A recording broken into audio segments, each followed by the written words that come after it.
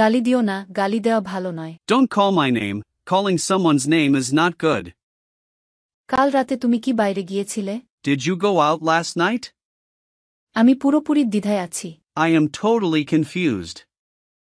আমি পুরো দায়িত্ব নিচ্ছি। I take full responsibility. তারা একে অপরের জন্য অনুভব করতে পারে। They can feel for each other. তুমি এখানে নাক গলানোর কে? Who are you to interfere here? আমরা একটি তাপপ্রবাহের মধ্যে যাচ্ছি। We're having a heat wave. দয়া করে এটি গোপন রেখো।